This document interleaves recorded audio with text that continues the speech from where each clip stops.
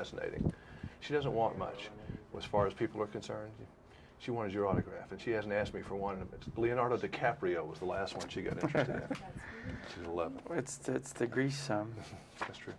thing. How did you survive John Travolta mania that was going on from 77 to what, 82? Was that those 3 big movies there? How did I survive it? I was busy and experiencing it. Did you know how, that you were in every little girl's room in a poster and that kind of thing? Were you aware of that? I had a pretty good idea of what was going on, Yeah, I think I did. Were you ever affected with vanity? Were you ever a vain person necessarily? You get over that pretty quickly, and I'll tell you why. Because when you start seeing yourself on film and in photographs on covers of magazines, you get used to it, and suddenly it doesn't become as important anymore, and you just look at it as a business promotional tool to advertise your product, and that's what it becomes.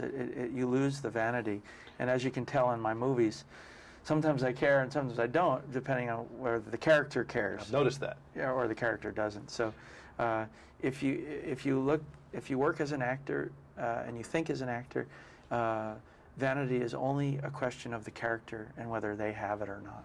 Because I was looking at some of these pictures, I mean, look, I don't know what year that would be. 77. Okay, and then that was about the same time? 76. 77. There's a lot of attitude in this boy. Yeah. Did he have a lot of attitude? Well, most of those, 2 of those are character shots from Saturday Night Fever. So that's what Tony had an attitude. Right. And the other 2 are promotional shots for covers of magazines. So, but you think like John Travolta's like Coke, almost like Coke bottle, or like a product in some ways. Do you ever think of that? Well, I don't. I think maybe a studio might think of me that way, but I just think of my value as an actor to any given product, because I don't sell myself as a product other than the character I portray in a movie. That's my product. Do you watch TV news ever? Yes. Local, national? Both. Both. Some people don't like to watch because they say it depresses them. Yeah, it could. Depends on, I have very small windows of opportunity to watch television. And I'm not recommending that people do or don't. I just find myself when I'm shaving, turning on the TV and watching it and hearing updates or whatever, current events. I mean, this movie paints a pretty accurate, unfortunately, picture of media today. When you watch the O.J. trial and all the hoopla around that, the Princess Diana death, there's a lot of media, maybe too much media, but what do? There's not like an answer to the problem. Well, it's, everyone has their job and they're reporting what is seen. The scene in the film where the police are up on the roof looking through the window. Right. And they see me with a gun and children. Well, they think I'm going to hurt them. And in truth, I'm just telling them a sweet story, waving around. They have to report what's observed.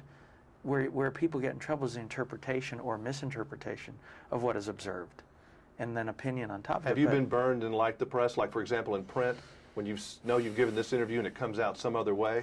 Well, I'm a rare case. I'm not your typically cynical guy regarding the press because I've been treated pretty well in the press. I would say 95% of all my interviews and television interviews have been excellent, and the expected 2.5% to 5% has maybe been misinterpreted here and there, but I'm not.